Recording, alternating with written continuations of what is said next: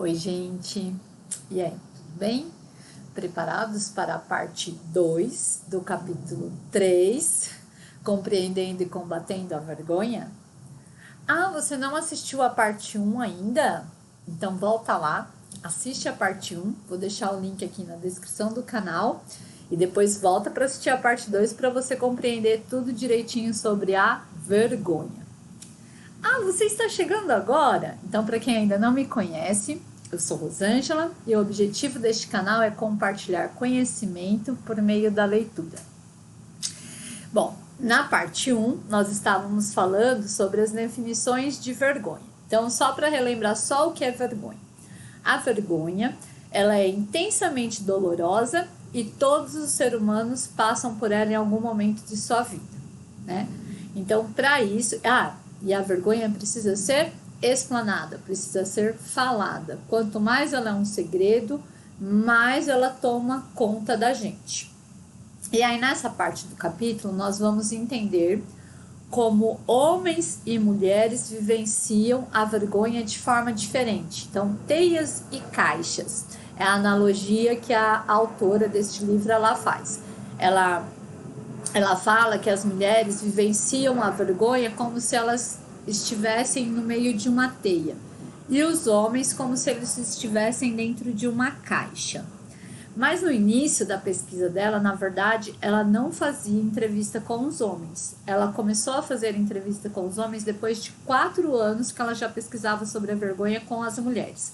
Ela tinha ido dar uma palestra sobre a vergonha, ela já estava falando sobre a vergonha, e no final da palestra, um homem a cerca, né, como na parte 1, né, também foi um outro homem que a cercou no final da palestra, né, também acontece de novo e ela traz esse relato. E aí ele pergunta, né, se ela entrevistou muitos homens, como que os homens vivenciam, ele pergunta isso para ela, como que os homens vivenciam a vergonha. E aí ela fala, na verdade eu não sei, porque eu faço a pesquisa só com as mulheres, eu entrevistei pouquíssimos homens até hoje. Então ele falou assim para ela, é muito conveniente para você, né? E isso ela falou que a atingiu diretamente. Então ela pensou, preciso pesquisar sobre os homens também, porque ele falou isso e já continuou. Pois saiba que nós também sentimos vergonha. Nós sentimos uma vergonha profunda e quando nós queremos falar sobre ela, nós não encontramos apoio. Isso a atingiu e ela falou, realmente eu preciso compreender como que é a vergonha nos homens. Então ela começou a pesquisar também com os homens, mergulhou nesse mundo que para ela era estranho, que ela até confessa que ela resistia justamente por conta disso, porque ela não sabia o que ela ia enfrentar pela frente, que é muito fácil nós mulheres sabemos das vergonhas que nós passamos desde o início da nossa vida, né? Então a gente tem que ser a perfeitinha, tem que ter o corpo mais bonito, depois tem que ser a melhor mãe, depois tem que ser a melhor funcionária, a melhor gerente. Então, o que nos exigem desde cedo é a questão da perfeição. Aí eu vou ler um trechinho que ela traz essa definição sobre as mulheres.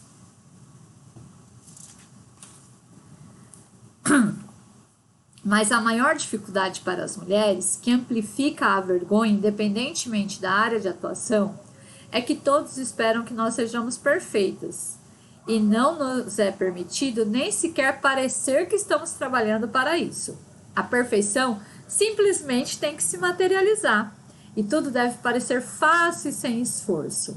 Espera-se que sejamos beldades naturais, mães natas, líderes natas e ainda precisamos pertencer a famílias naturalmente encantadoras. Quando vasculho as páginas de minha pesquisa em busca de definições e exemplos proporcionados por mulheres, sempre visualizo uma teia. É como se houvesse uma arraigada e complexa teia de aranha de expectativas superpostas, conflitantes e concorrentes, que ditam exatamente quem devemos ser, o que devemos ser e como devemos ser. Então aqui ela traz a questão de como as mulheres são atingidas pela vergonha. Lembra que tinha aqueles, na parte 1 a gente traz as 12 categorias da vergonha, né? Que é a imagem, é a relação com as pessoas, é a família, é a religião, é o sexo, é como a gente lida com os vícios. São 12 categorias, está lá na parte 1. Então, tudo isso nos atinge. Então, nas mulheres, ela vê isso como se fosse uma teia superposta de coisas que não são cobradas ao mesmo tempo. Já com os homens, é diferente. É como se eles estivessem numa caixa e que eles fossem oprimidos. Então, assim, você tem que ser forte, você tem que ser viril, você não pode fraquejar. Isso é o que é exigido dos homens. Ela até traz um relato de um rapaz que ele estava desempregado e que mesmo assim, já havia meses, ele se trocava todo dia, fingia que ia trabalhar porque ele tinha vergonha que a esposa dele soubesse que ele estava sem trabalho. E no caso das mulheres, dessa questão da perfeição, quando eu estava lendo, eu até lembrei que tem um filme, na verdade acho que tem vários filmes já que relatam isso, mas não sei como ela faz, alguma coisa assim que a mulher se enrola toda para passar essa imagem de perfeição, que como se a gente fosse naturalmente perfeita, né? A gente tem que estar sempre bem.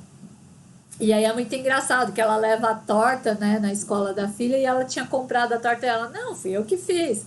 Mas não é, gente, na verdade, a gente não dá mesmo conta de tudo. Isso é fato. E aí, tá tudo bem, a gente tem que compreender isso também, não ficar se cobrando demais, porque eu não consigo, porque eu não consigo. E aí agora eu vou ler o trecho que ela fala sobre os homens, de como eles se veem dentro da caixa. Basicamente, os homens vivem sob pressão de uma mensagem dura e piedosa. Não seja considerado um fraco. Quando comecei a escrever sobre minha pesquisa com os homens, usei a imagem de uma caixa para exemplificar como a vergonha aprisiona os homens.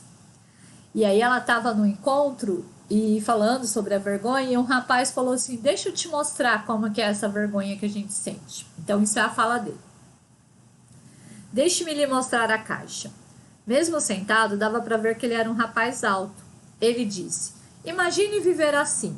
E foi se encolhendo, como se estivesse sendo comprimido dentro de uma pequena caixa. Ainda encurvado, ele prosseguiu. Nós só temos 3 escolhas. Passamos a vida lutando para sair, dando socos nas laterais na esperança de que a caixa quebre. Ficamos sempre revoltados e vivendo aos tropeções, ou desistimos e deixamos de nos importar. Nesse ponto, ele desmoronou no chão. Nos segundos que se seguiram, daria para escutar o barulho de uma agulha caindo no chão. Então, aqui o rapaz mostra para ela como ele se sente, né? Como que eles são oprimidos também. E aí a vergonha, ela reflete também nas nossas ações. Como que a gente reage para não parecer vulnerável e para não deixar nossa vergonha transparecer. Então, tem algumas atitudes. Nos homens, especificamente, eles vão se comportar como se fossem os fortes, todos poderosos, ou irritados e retraídos. Então, alguns homens lidam com a vergonha se retraindo, não se expondo. Outros, eles usam a raiva para enfrentar a vergonha. Então, eles veem como se eles fossem um rolo compressor e enfrentam tudo com raiva. Só que em algum momento, essa raiva volta para eles. Então, eles têm que enfrentar isso também. E aí, num trecho que fala sobre essa questão da raiva, o entrevistado relata para a autora que ele foi enfrentando o medo dele desde o colégio, combatendo essa vergonha com a raiva de tal forma que em algum momento ele começou a descontar na bebida. E aí ele precisou se cuidar e hoje em dia ele é um terapeuta e ele trata disso nas pessoas também. Então, é uma coisa bem importante sobre a gente ajudar os outros. Quando a gente quer ajudar os outros, a gente precisa primeiro curar a nós mesmos. Então, nós temos que estar bem para poder ajudar alguém. Aí ela vai trazer, a gente ainda está nesse capítulo, né, e ele é bem complexo e denso, como eu tinha falado para vocês, a relação de homens, mulheres, sexo e imagem corporal. Então, aqui ela relata que ela está com um grupo de universitários e conversando sobre a vergonha, e um rapaz fala que se separou da esposa recentemente e ele até compreende porque eles se separaram, porque ele nunca se achou bom bastante para ela. Quando eu li esse trecho, eu lembrei uma frase que eu ouvia antigamente que falava muito isso, né? Que falava assim, fulana é areia demais pro seu caminhãozinho. Então, os homens, às vezes, sofrem com isso. Eles não se acham bons bastante para nós mulheres. E as mulheres, em contrapartida, sofrem com a questão da imagem corporal, de achar que tem que estar sempre magrinha, bonita, que não pode ter nenhuma celulite, nada. E aí a moça até fala sobre isso, né, nessa conversa que eles estão tendo. O rapaz fala, depois a moça fala, depois outro rapaz fala. E ela fala isso, ela fala assim, é muito difícil fazer sexo e tá encolhendo a barriga ao mesmo tempo. E aí o rapaz responde para ela, outro rapaz, né? Fala assim, mas a gente não tá preocupado com o corpo de vocês. A gente só quer saber se vocês realmente gostam da gente. Então, às vezes, a gente presume coisas demais, né? Tanto os homens quanto as mulheres. A gente acha que é tal coisa ou que é outra coisa. E a gente não pergunta. Isso é uma coisa que vocês vão ver em vários vídeos meus. É quase recorrente que eu falo sobre isso, que é a importância do diálogo. É importante a gente conversar, é importante a gente falar sobre como a gente se sente com as pessoas que são da nossa confiança. A própria autora, ela fala essa questão da imagem corporal ou de ser uma mãe perfeita, que as categorias da vergonha são as principais no caso da mulher.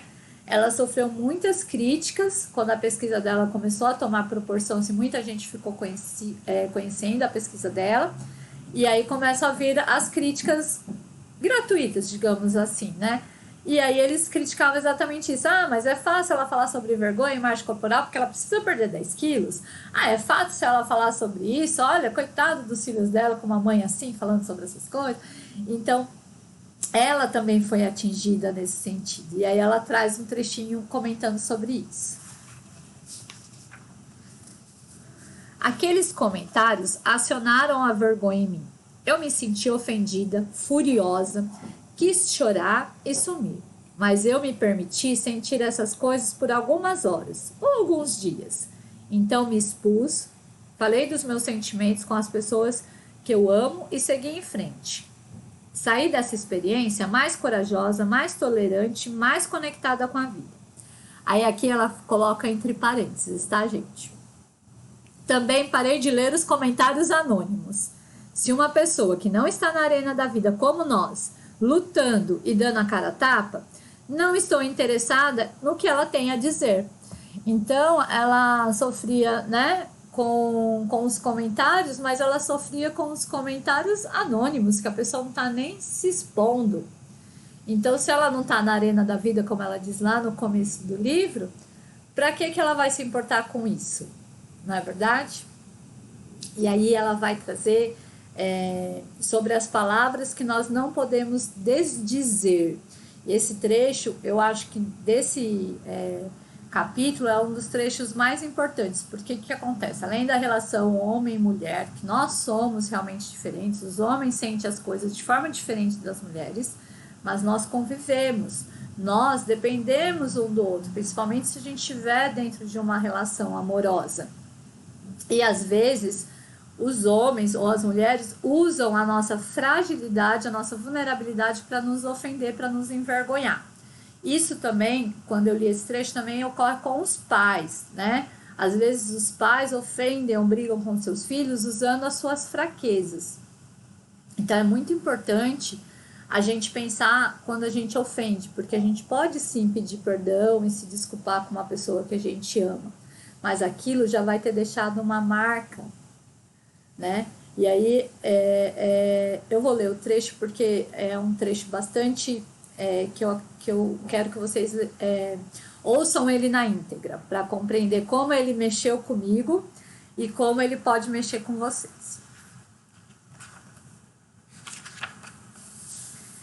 Passar vergonha é uma experiência incrivelmente dolorosa. O que frequentemente não percebemos é que provocar a vergonha dos outros é igualmente sofrido. E ninguém faz isso tão bem quanto um cônjuge ou os pais. Essas são as pessoas que nos conhecem melhor e que têm acesso às nossas vulnerabilidades e aos nossos maiores temores.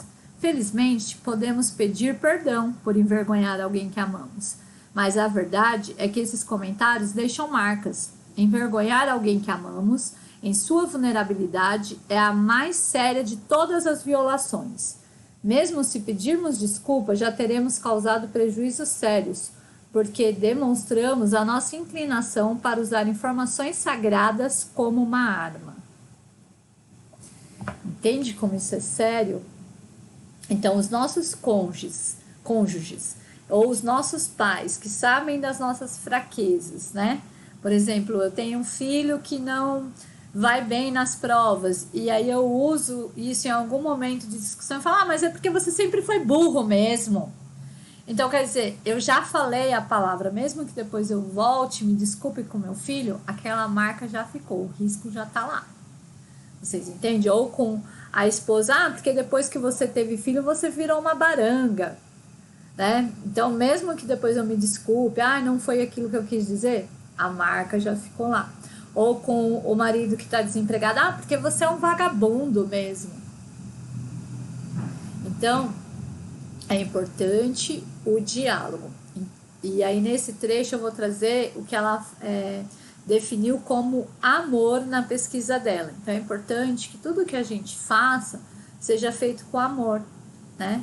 E o amor não é uma coisa simples. Às vezes, as palavras no dia a dia, elas ficam desgastadas, né? A gente fala de gratidão, fala de resiliência, fala de amor, e a gente não sabe realmente o significado que cada palavra tem. Então, vou trazer a definição que ela escreveu a partir da pesquisa dela, mas que é uma definição extremamente bonita e que eu espero que vocês também compreendam. Cultivamos o amor quando permitimos que nosso eu mais vulnerável e poderoso seja totalmente visto e conhecido. E quando honramos a conexão espiritual que surge dessa ação com confiança, respeito, gentileza e afeto. O amor não é algo que damos ou recebemos, é algo que nutrimos e fazemos crescer. Um vínculo que só pode ser cultivado entre duas pessoas quando já existe dentro de cada uma delas. Só podemos amar alguém na medida em que amamos a nós mesmos. Vergonha, culpa, desrespeito, traição e negação de afeto danificam as raízes que fazem o amor crescer. O amor só consegue sobreviver a essas agressões se elas forem reconhecidas, curadas e não acontecerem frequentemente. Então, é como eu disse, às vezes a gente pode sim, no calor de uma discussão, xingar tudo e pode se desculpar. A gente vai ter deixado uma marca, mas uma marca é diferente de 100 marcas ou de 300 marcas, de todo dia eu estar lá brigando com a pessoa, xingando, falando e depois me desculpando. Não é melhor a gente pensar antes? E olha que bonita essa definição que ela traz do amor, né? O amor não é só dar e receber. O amor, ele é cultivado, gente. Então, ele não nasce do nada e ele não morre do nada. Ele já está dentro da gente. Então, se a pessoa vem e cultiva o amor que já está dentro de nós, esse amor só cresce. E ele cresce e multiplica, tá? O amor, ele não é uma coisa que nos diminui ou que nos divide. O amor, ele multiplica. Quanto mais eu amo alguém, mais eu amo as outras pessoas, mais eu compartilho de coisas boas na minha vida, tá? Isso eu falo do amor no sentido geral, no amor pela vida e pelas coisas que estão na vida, não só o amor homem-mulher, ou amor mãe-filho, mas eu acredito num amor como uma coisa que não é egoísta. Então, mesmo eu amando muito meu filho, quando ele encontrar a pessoa para ele casar, eu vou amar também a pessoa que ele encontrou para casar. Então, o amor, ele tem que ser uma coisa que se multiplica, tá certo? Bom, é isso que eu acredito, espero que vocês acreditem, mas se vocês não concordarem também, não tem problema nenhum, gente. Para concluir esse capítulo, ela fala que para a gente combater a vergonha, a gente tem que ser autêntico também. O que é ser autêntico? É sermos nós mesmos. Nós vivemos num mundo cheio de modelos, né? Tem várias pessoas aí que a gente pode querer seguir e tudo mais. Mas aí a gente tem que ter uma consciência crítica e entender. Eu quero ser eu mesmo, com as minhas falhas e qualidades, ou eu quero ser a cópia de alguém. Então, enquanto a gente estiver nesse mundo tentando ser a cópia de alguém, a gente vai estar sofrendo. Porque, na verdade, o que a gente tem que ser é autêntico, a gente tem que ser nós mesmos. Eu, Rosângela, professora, que gosto de ler, que criei esse canal para compartilhar a leitura com vocês, que estou aqui falando sobre um tema super sério, que também fico com vergonha. Eu falei assim, nossa, como que eu vou falar sobre essa diferença de homens e mulheres, de imagem corporal, de sexo? Então, que também estou aqui enfrentando a minha vergonha, mas por quê? Porque eu acredito que a gente pode contribuir com a sociedade no momento que a gente aceita a gente mesmo do jeito que a gente é. Então, essa é a minha ideia quando eu gravo aqui os vídeos para vocês. Eu vou ler só o último trecho, que ela fala exatamente sobre isso, sobre a questão da autenticidade. Quando converso com homens e mulheres com alta capacidade de resiliência à vergonha, constato que estão bastante conscientes dessas listas. Eles mantêm os esquemas em mente para que, quando a vergonha bater a porta, possam checar essas normas, à luz da realidade, praticando o segundo elemento da resiliência à vergonha, a consciência crítica. Feito isso, podem escolher conscientemente não fazer o jogo dela. Então, o que acontece? Nesse trecho eu lembrei um pouco do Leandro Carnal, que é um professor, e ele faz vários vídeos, ele é bastante conhecido, talvez vocês já tenham ouvido, e ele fala sobre os xingamentos, tem vídeos dele que ele fala sobre os xingamentos, que ele fala, o veneno só te faz mal se você beber. E os xingamentos, as ofensas, as humilhações, da mesma forma. Então, eu só vou me sentir ofendido se eu tomar aquilo para mim. Lembra? Se em vez de eu assumir aquilo como culpa, porque pode ser que eu tenha feito algo errado, então se a pessoa veio, chamou minha atenção e eu realmente fiz errado, eu assumo aquilo como culpa, me desculpo e tento fazer certo. Mas se eu assumo aquilo como vergonha, como eu sou daquela forma, isso me faz mal. Então é nesse momento que eu tenho que ter a minha consciência crítica de pensar, isso é para mim? Ou isso não é para mim? Ah, não, isso não me identifica. Então, sigo a minha vida, sigo em frente. Não, isso me identifica, mas eu posso melhorar. Então, eu também sigo em frente procurando melhorar. Entendeu? A consciência crítica, ela chega nesse ponto. Para finalizar o capítulo 3, vou trazer aquele parágrafo que a gente vem lendo ao final de cada capítulo, para a gente não se esquecer disso. Viver plenamente quer dizer abraçar a vida a partir de um sentimento de amor próprio. Isso significa cultivar a coragem, compaixão, vínculos suficientes para acordar de manhã e pensar: não importa o que eu fizer hoje ou o que eu deixar de fazer, eu tenho meu valor. E ir para a cama à noite e dizer: sim, eu sou imperfeito, vulnerável, às vezes tenho medo, mas isso não muda a verdade de que também sou corajoso, merecedor de amor e aceitação. Então, esse foi o capítulo 3. Espero que vocês tenham gostado. Ele foi bastante denso, bastante complexo, com muitas informações. Mas se vocês quiserem conversar mais sobre ele, pode deixar perguntas nos comentários que a gente vai conversando. E eu estou aqui com a camiseta da São Silvestre, porque na parte 1 eu falo sobre a corrida, sobre o meu pace. E uma das minhas grandes vitórias foi ter conseguido concluir a São Silvestre. Então, quando a gente fala que a gente corre, e aí eu não sei se essa pergunta passou na mente de vocês, será que ela já fez a São Silvestre? Porque isso era recorrente quando eu comecei a correr. Você já fez a São Silvestre? Então, sim, gente, agora eu já fiz a São Silvestre e sou muito feliz por ter feito ela. Um beijo para vocês. Até a semana que vem no capítulo 4.